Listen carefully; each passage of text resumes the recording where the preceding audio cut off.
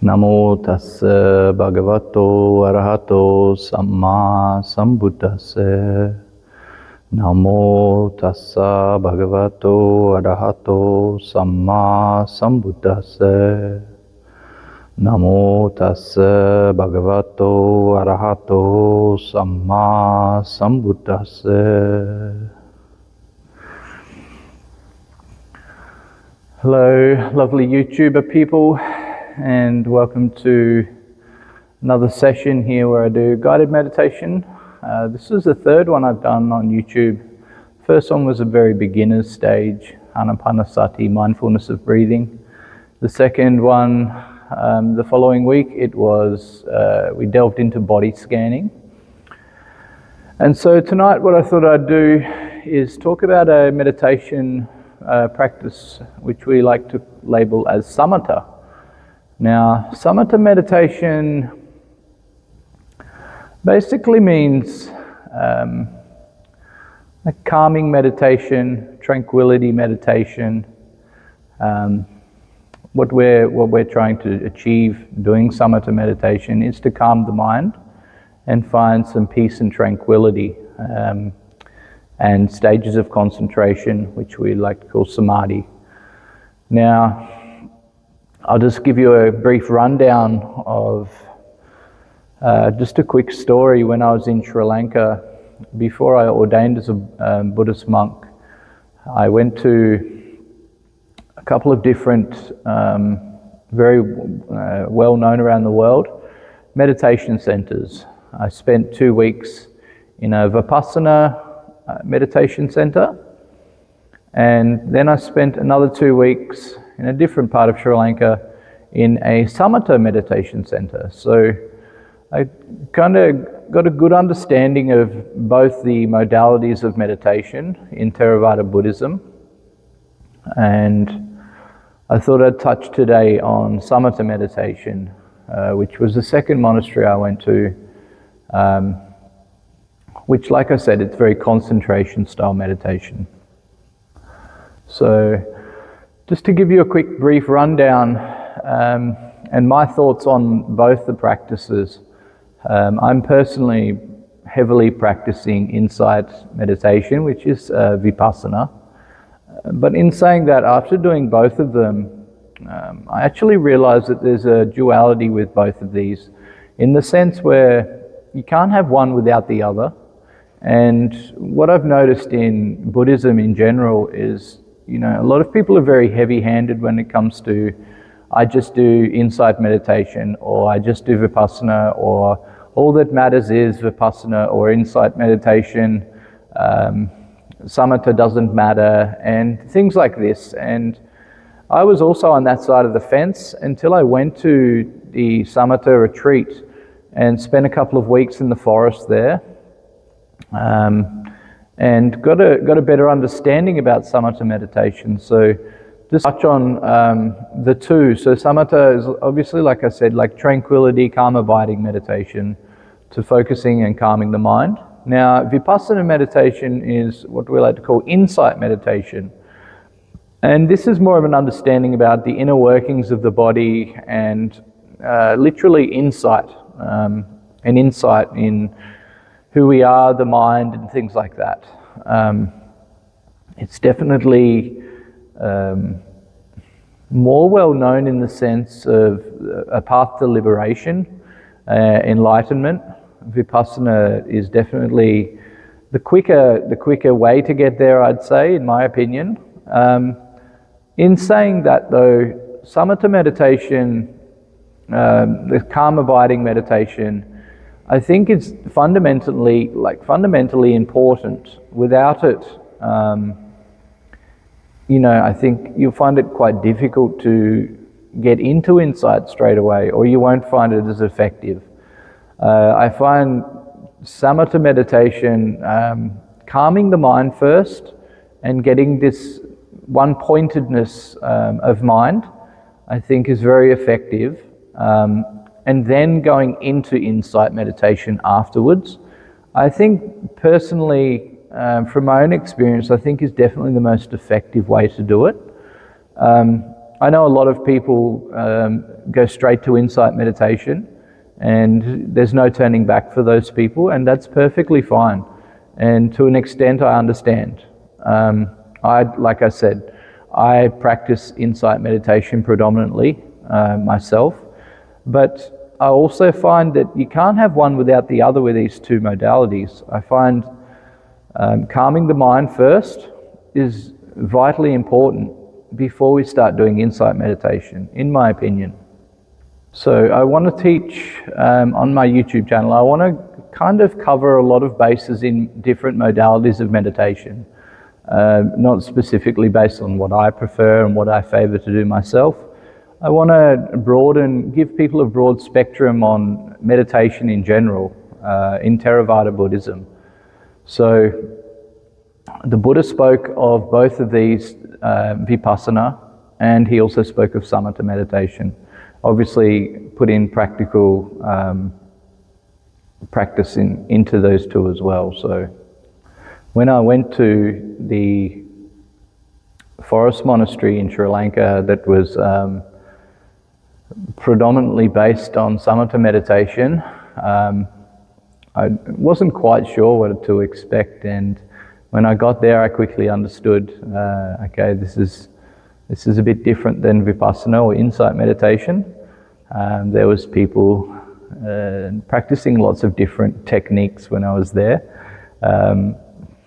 Some people were staring at dead bodies and carcasses and maggot-infested bodies and skeletons, corpses, not real corpses, but images of corpses, and other people were staring at the walls, and some people were just standing up and staring outside at the trees, and various different things that I witnessed. And at first I was quite surprised and shocked until I started putting some of these techniques into practice myself.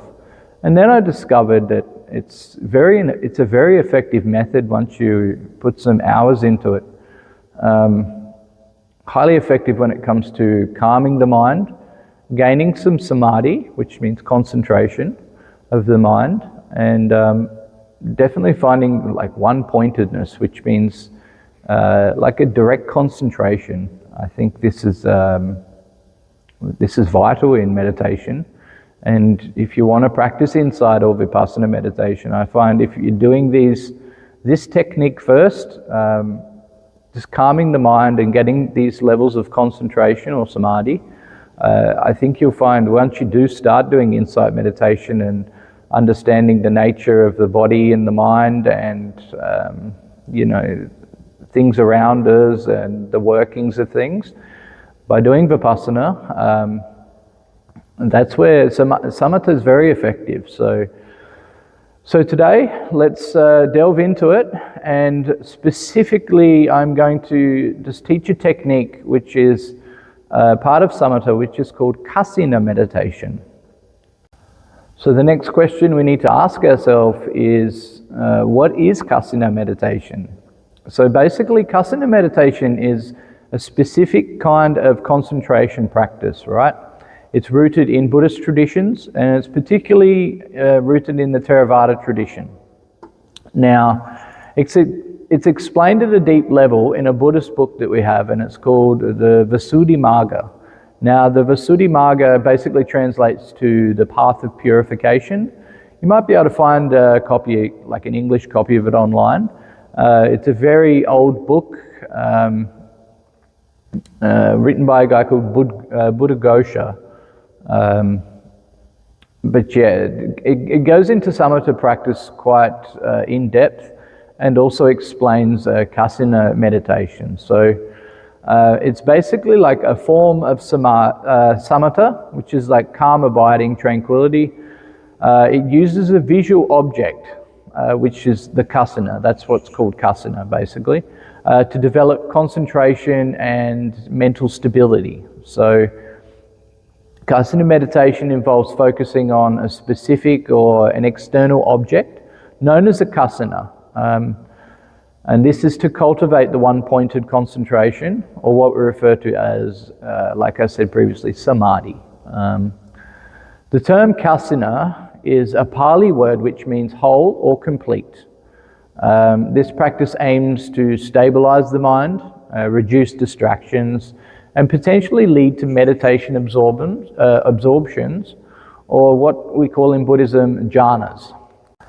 Now, the Visuddhimagga, or again, the path to purification, it lists 10 traditional kasina objects, which are divided into elemental or color-based categories. Now, these are, I'll break these up to you if I can remember them.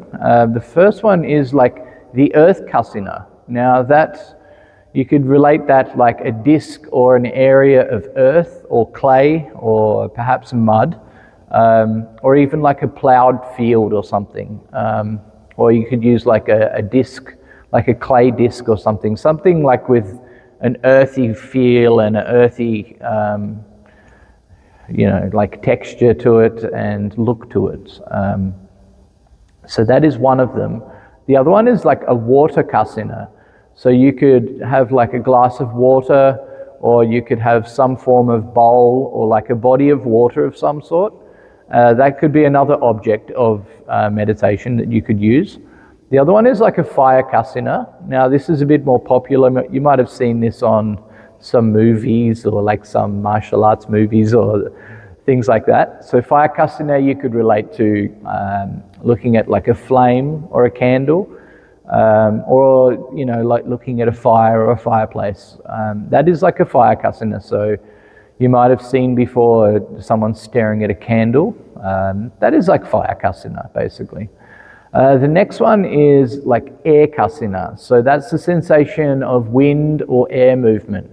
Now, that could often be visualized through motion, like the wind blowing in the leaves, or perhaps leaves blowing on the ground or something, and we can observe that. Or, it could be something that we can see which is getting affected by the wind. That is wind, air kasina. The next one is we're getting into colors. So color kasinas we can use like a blue color, which is like a blue object or a blue surface of some form. You could, usually with the colored kasinas, you can put a dot on the wall or something, like a blue dot, perhaps, could be the size of a coin up to, the size of the palm of your hand or something. But you just want to try and create like a blue circle, and preferably have that with a background of something like white, so the blue stands out. The next one would be like a yellow kasina. Now that would be the same principle again, just trying to get that dot on a white surface so the yellow stands out. A red kasina, we can do the same again, but with a red dot. And then we have white kasina. Now a white kasina, you could have a black background with a white dot. Or you could also have a white wall, and there might have some appearance of something that's more white or more depth of white than the other part of the wall, and you could focus on that area too. So they're the color kasinas. The next one is light kasina. Now this one could be like a beam of light, or it could be a circle of light. So you could think like maybe like like when you have your car lights on at nighttime, and you're in another car and you're coming towards a car that has their lights on at nighttime, you can see that beam of light or that light spectrum. Obviously you're not going to be focusing on a moving car or anything, but this is just an example. It could also be like sunlight, or it could be light coming through a hole. At nighttime, if you look underneath the door and your room is dark, but the room outside of that room there's lights turned on. So you might be able to see a beam of light either coming through a hole in the door or underneath the door. That's what I sort of mean by a beam of light. It could also be sunlight. So early in the morning, you might still be dark in your bedroom, and through the blinds, you might have some cracks in the blinds or something, and the light penetrates through that. That could also be an object of meditation, is what we call a light kasina. So that's, and there's one more, I think, space kasina. Now that's a defined space, so it could be a hole, or it could be a wall, or the sky. That's what we would class as, like you could look at a cloud or something in the sky.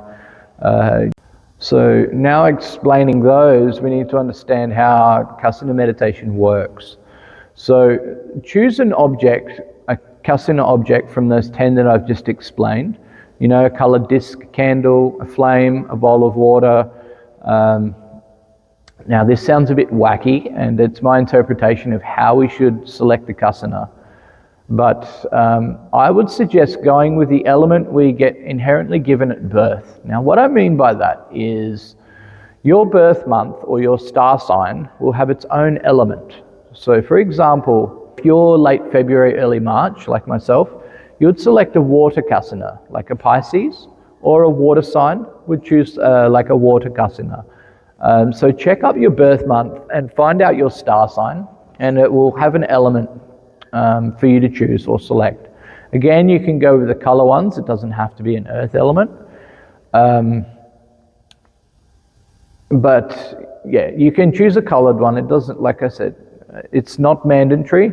This is something I personally believe to be effective. So yeah.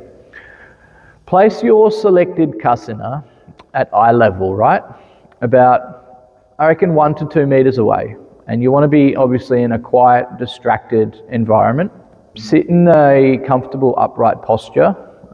Now what I want you to do is gaze at the kasina with a relaxed, steady attention to it, noting its details like its color, its shape, its texture. Try and label and understand the properties of what we're looking at, okay? Now, if you're using a physical object, I want you to focus until a mental image, or in Buddhism we call a nimitta, forms in your mind, okay? So once you've done that, just close your eyes, or you can even keep them half open. Just have your eyelids very relaxed, okay? And sustain focus on this mental image for a while, okay? When the mind wanders, which it probably will, I want you to just gently return your attention to the kasina, or the mental image of the kasina. Okay, so ideally what we want to do with Samatha meditation is you want to focus on the object for a good 4 to 5 minutes and just stare at that object, okay? And you want to create a mental image in your mind of this object. So a good learning sign of this is when you perceive the kasina clearly, either physically or mentally in your mind, okay?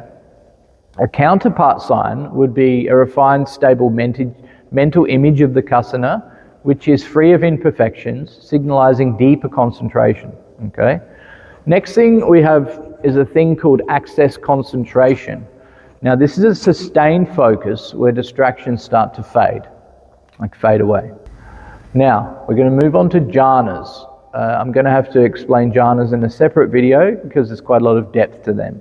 But basically, with advanced practice, Kasina meditation, it can lead to 8 different stages of jhanas, which, to briefly and quickly sum up, are deep states of meditation absorptions. They're characterized by various feelings that we have arise, like joy, Pali word is also piti, we have rapture, equanimity, and also one-pointedness.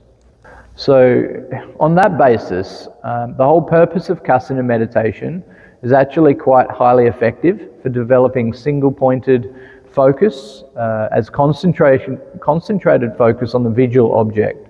It actually anchors attention for us. It also gives us mental clarity.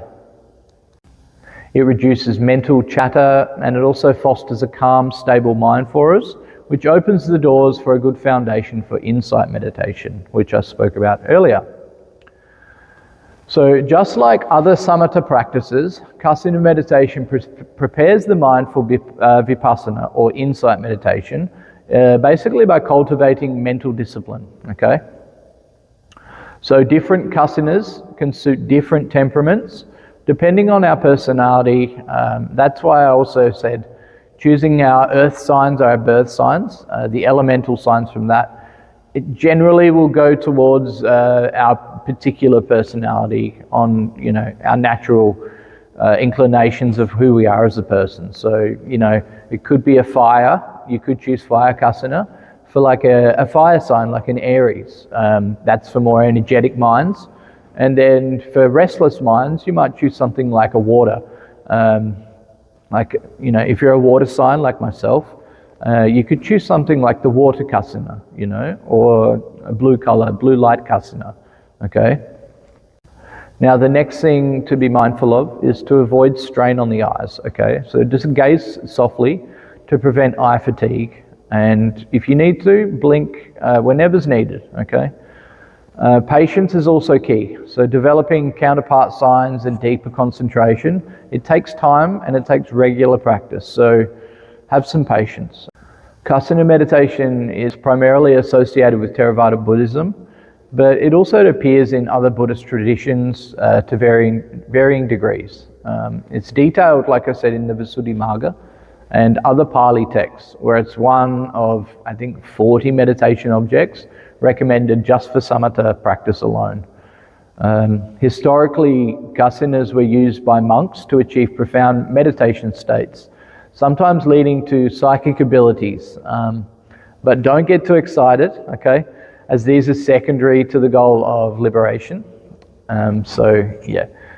A lot of the time you will get some of these abilities arise, these so-called psychic powers and stuff. Samatha definitely gives rise to those because we're opening the doors to different absorptions with jhanas, okay? So that's a quick summary of Kasina meditation, okay? So not only we're talking about samatha meditation, I'm also breaking down a specific one that we can practice, which is Kasina meditation, okay? I think that is quite a good start. It's something I practiced when I went to the retreat in Sri Lanka for a couple of weeks. I was doing white Kasina to start with, and then I further on developed onto different stages, but I found that the white Kasina was quite a good technique for me personally to start off with, because prior to going to the Samatha retreat, I was heavily just doing insight meditation, like vipassana meditation. I've spent most of my time doing vipassana meditation, and for me, I still to this day predominantly do vipassana insight meditation. In saying that though, for beginner meditation people, so I think quite a lot of people following this channel, I think it's a good idea that we start on the right foot. I teach a student, and I've taught him samatha meditation, anapanasati meditations. I've started him on this to basically slow the mind down first and understand that the mind, when we start meditating, for a lot of people that haven't tried it before, the mind is crazy, the mind is wandering and it's going here, there and everywhere. So when we try and focus on one thing, the mind, you'll find, is quickly wanting to wander. It's wanting to go here and go there, think about this, think about that. So samatha meditations plays an integral role in calming the mind down. So that's why I suggest we do this samatha meditation, and Kasina meditation I think is a good product to start with. So all right, I think we've got, I don't think I dragged that on for too long.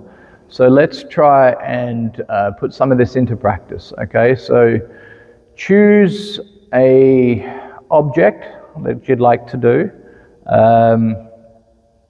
Let's try using a candle, okay? We'll try a candle, or the other option you can do is try water. Okay, a good one that I actually will recommend is Everyone get like a glass of water. Okay, obviously I'm sitting here, so you're not going to visually see me doing this, but I'm going to mentor you guys through it, okay? So choose a candle, light the candle 1 to 2 meters in front of you. Alternatively, go and get a glass of water and go and put like a spoon of dirt or mud in there, okay? All right, so get the dirt or get the mud from outside or some soil and go fill up a glass of cold water and put that mud or that soil or dirt into the water with a spoon, and I just want you to stir that, okay? Again, put it 1 to 2 meters in front of you after you've stirred it. And now just sit cross-legged, preferably again, like I described earlier, with meditation when we start out, you want to be in a quiet, peaceful place, okay? You don't want too many disturbances. Try and sit cross-legged on the floor. If you cannot sit cross-legged on the floor, like explained in prior videos, you can find a chair, but just make sure when you're sitting in the chair, you have your your feet, which are earthed on the ground, so flat on the ground, and also make sure that your back is not up against the chair, okay? This is important because we want our body and our posture to be holding itself up, okay? We don't want to be leaning or relying on anything to hold our posture up. All right, so find a comfortable area, light your candle or stir your glass of disgusting muddy water, whichever one you've decided to choose. Now, for the people that have decided to choose the candle, I just want you to light the candle, just sit it in front of you, one to 2 meters in front of you. And probably in this scenario, let's turn the lights off. Okay, so you want to be in a relatively dark area. That's going to give you more concentration on the candle itself.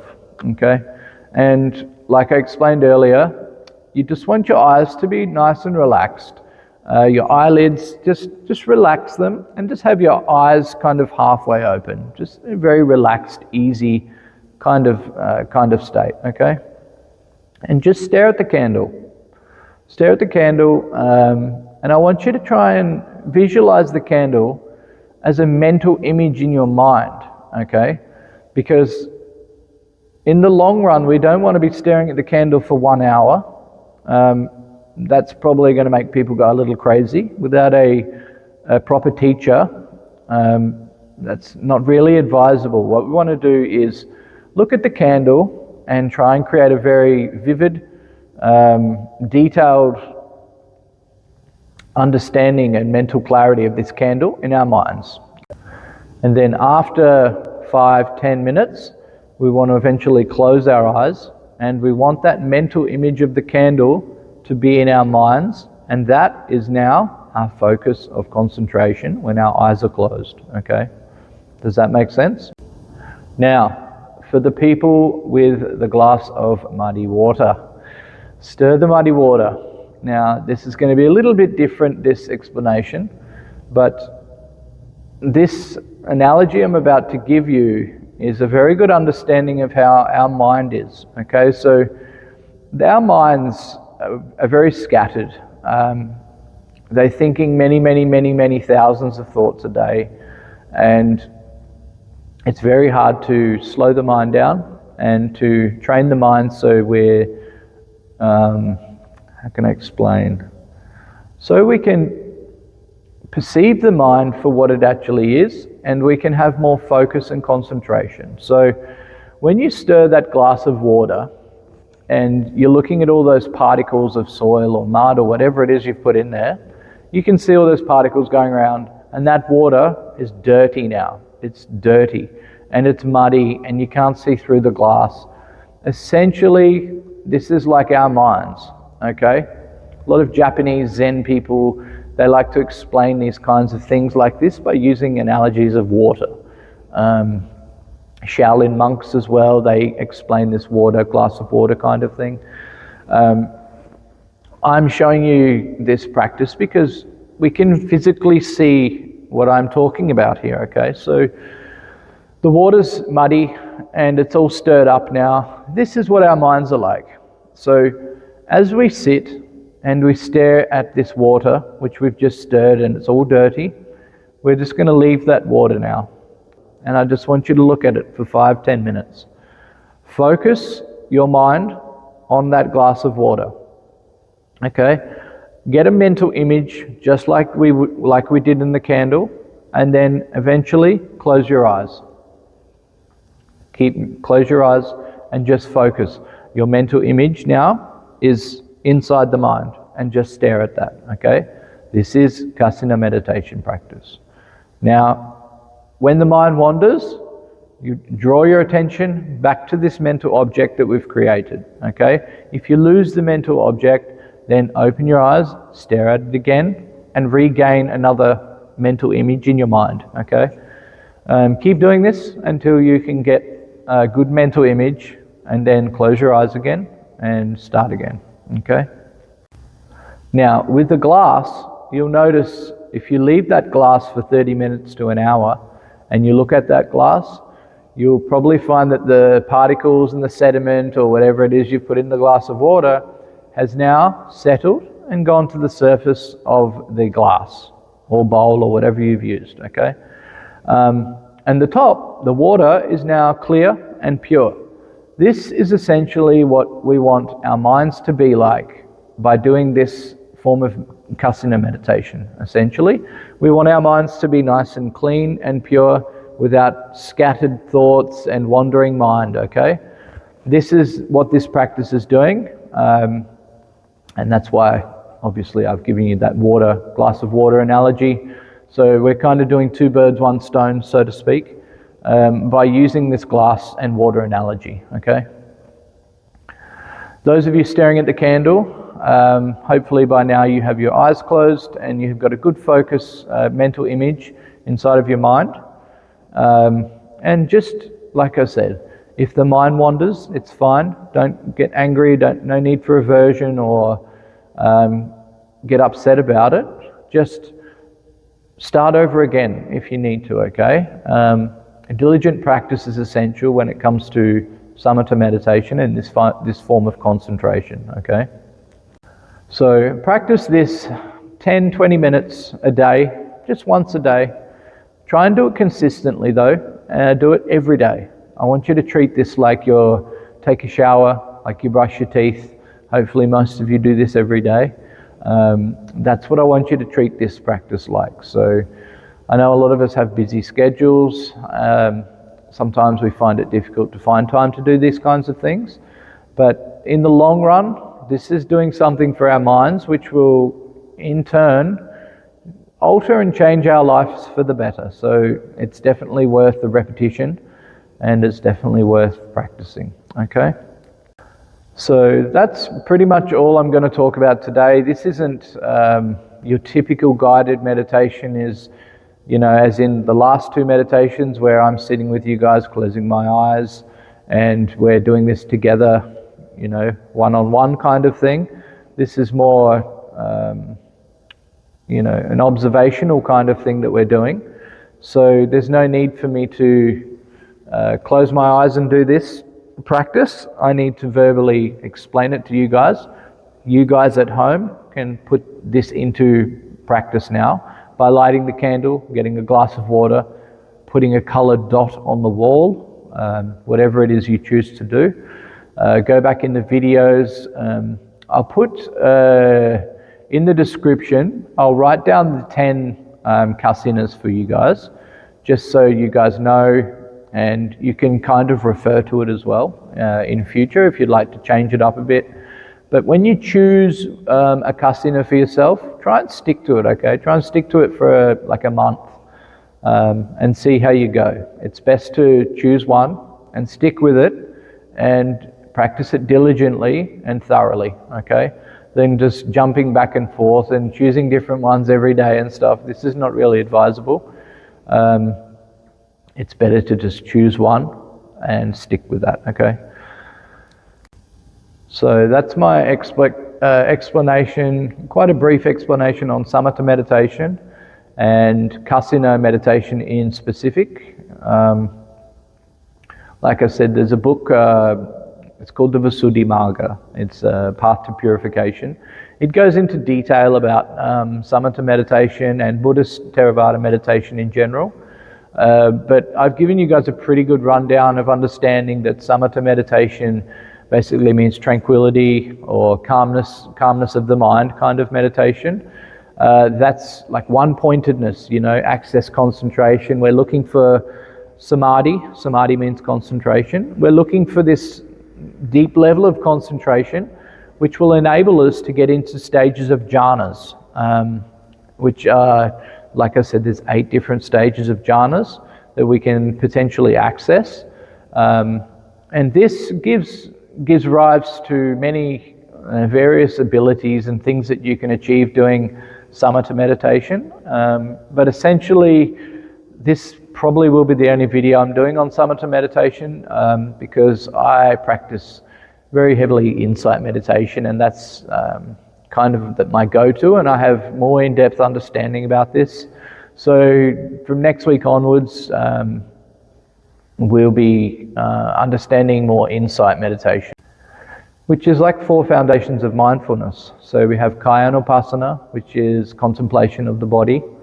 There's 32 parts of the body that we can potentially contemplate on. Then we have Vedana Upasana, which is contemplation of feelings. Then we have Chitta Upasana, which refers to contemplation of the mind.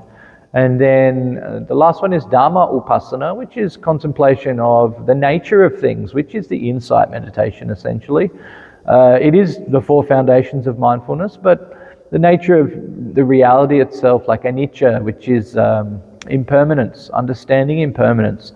Everything is impermanent. Literally everything is temporary. It's impermanent and it's subject to change. Dukkha, understanding the 4 noble truths. This life is suffering, like the Buddha said. What is the origin of suffering? What's the cessation of suffering? And what's the way leading to the cessation of suffering? So we get into the 4 noble truths by understanding that as well. So you have anicca, impermanence, you have dukkha, which is suffering, and then the third one is anatta, which is non-self or not the self.